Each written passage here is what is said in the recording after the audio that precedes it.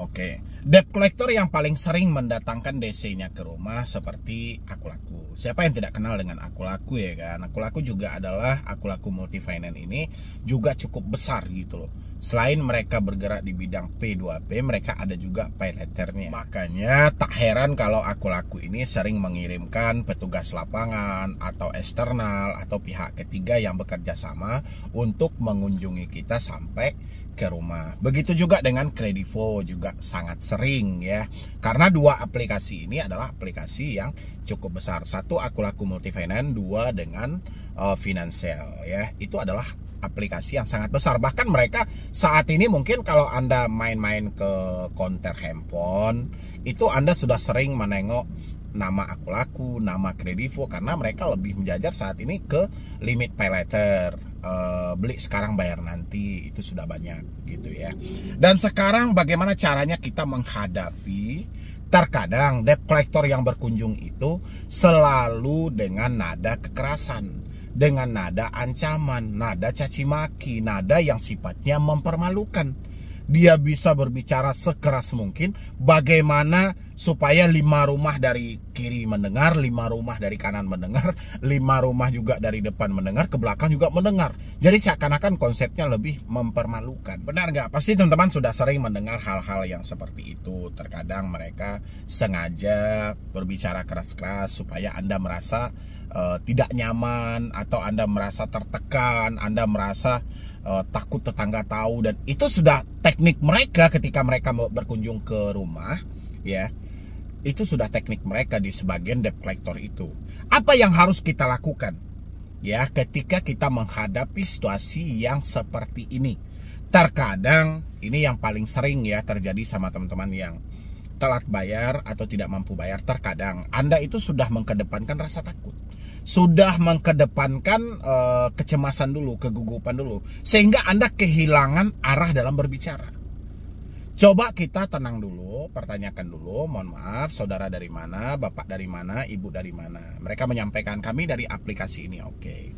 Sesuai dengan aturan OJK, OJK menyampaikan siapapun yang berkunjung ke rumah dengan dalih itu adalah utusan dari sebuah perusahaan pembiayaan untuk menjemput biaya atau menjemput sebuah tagihan yang tertunggak dari sebuah nasabahnya, itu memang harus dilengkapi. Yang pertama harus ada ID card. Boleh saya melihat ID card bapak dulu atau ibu dulu? Pertanyakan ya. Yang kedua surat kuasa dari perusahaan, yang mana surat kuasa ini harus ada isinya bahwa perusahaan mengutus atas nama ini untuk menjemput tagihan atas nama ini dengan nominal segini. Jangan hanya surat kuasa untuk semua nasabah, ya kan? Mentang-mentang dia nggak tahu lagi siapa nasabahnya, dia pakai aja surat untuk semua nasabah, nggak bisa.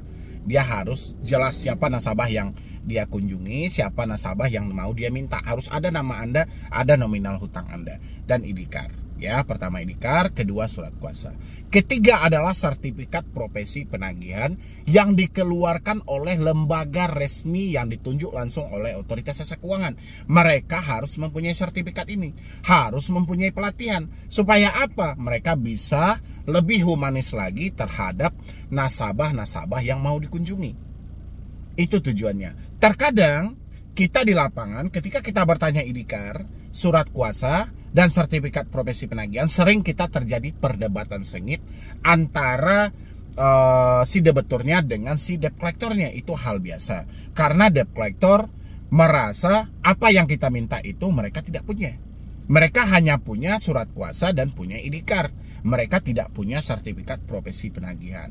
Sampaikan ke mereka, oke, kalau memang Anda belum melengkapinya, Anda bisa balik lagi ke perusahaan Anda dan silahkan urus sertifikatnya dulu, balik lagi ke sini supaya kami yakin Anda adalah petugas lapangan atau debt collector yang benar-benar telah resmi dilegalkan oleh otoritas jasa keuangan.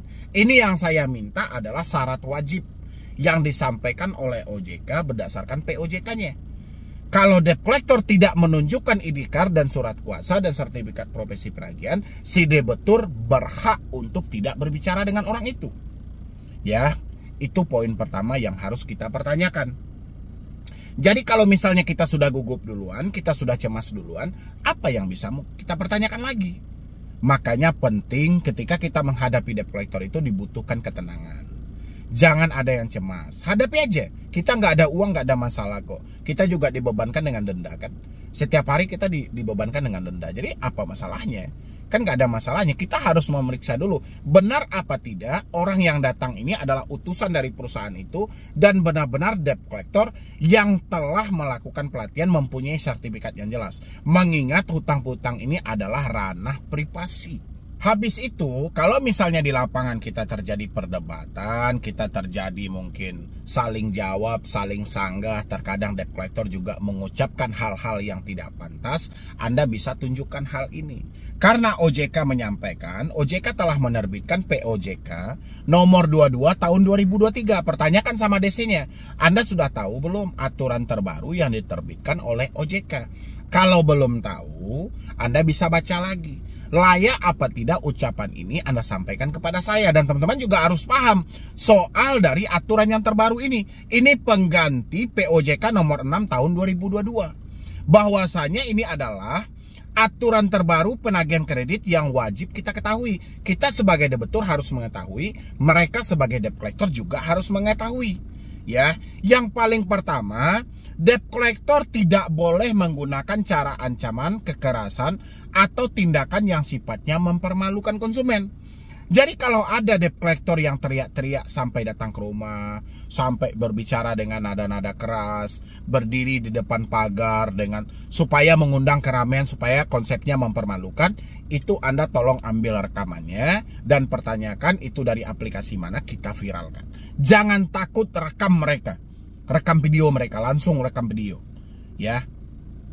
Jadi supaya mereka tidak konsepnya mempermalukan gitu loh ya. Yang kedua itu tidak boleh menggunakan tekanan secara fisik maupun verbal dengan nada-nada ancaman, dengan konsep kalau Anda tidak melakukan pembayaran kami bisa mempenjarakan Anda, kami bisa mempidanakan Anda, kami proses Anda ke jalur hukum. Itu kan nggak boleh ancaman-ancaman seperti itu. Anda catat, yang penting kita adalah mempunyai dokumentasi, mempunyai bukti-bukti yang valid untuk melakukan pemrosesan terhadap debt collector nakal yang ada di lapangan. Jadi makanya penting teman-teman harus pahami aturan yang ini. Ya, yang ketiga tidak boleh menagih kepada pihak selain konsumen. Terkadang debt collector sengaja menelpon keluarga kita, menelpon family kita, menelpon orang tua kita, menelpon suami, menelpon saudara. Ini nggak boleh. Dan ada juga debt collector sebelum datang ke rumah kita itu terkadang juga ngomong sama tetangga, ngomong sama ini. Itu nggak boleh. Itu konsepnya mempermalukan. Ya, ini harus teman-teman pahami. Yang ketiga, 1, 2, 3. Yang keempat adalah tidak menagih secara terus-menerus yang sifatnya mengganggu. Ini hanya berlaku untuk via telepon. Ya, dan yang tadi itu tidak menagih kepada pihak selain konsumen itu juga terkadang dilontarkan melalui WhatsApp. Mereka menagih kepada kontak darurat, menagih kepada perusahaan, itu juga nggak boleh. Makanya buat Anda-Anda semuanya, ini aturan kalau kita jeli sebenarnya, kalau kita PK ini aturan menyelamatkan diri kita loh. Tapi terkadang kita itu paling malas membaca, malas memahami. Endingnya seperti itu. Makanya kita pahami, kita lihat dulu. Walaupun aturan ini untuk praktek di lapangannya itu sangat jauh dari kata ditaati, itu nggak ada salahnya kan kita menghafal saja. Mana tahu kita bertemu dengan situasi yang seperti itu, kita sudah paham ya. Habis itu penagihan di tempat alamat domisili konsumen. Oke, mereka tidak boleh menagih kita berada di jalan, kita berada di toko kelontong misalnya, kita lagi beli sembako dan segala macam, terus jumpa sama debt collector langsung ditagih, nggak boleh.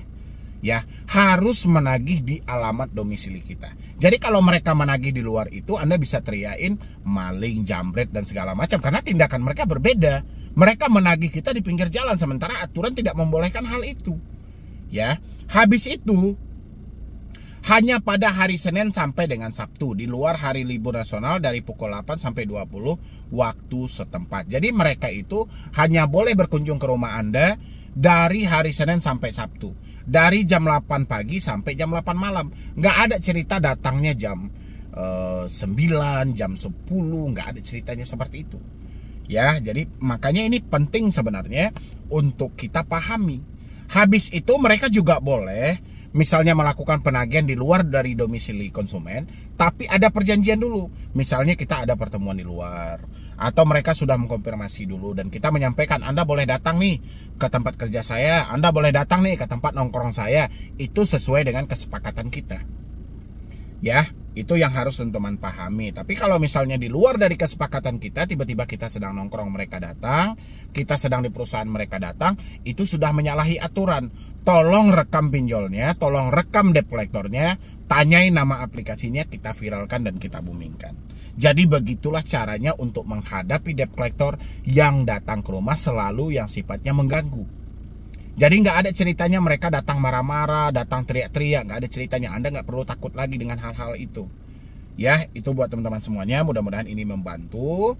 Mudah-mudahan Anda bisa memahami lebih jelas lagi hal ini demi kebaikan Anda buat kedepannya. Ya, jadi sekian dulu dari saya, Medi Broni. Wassalam.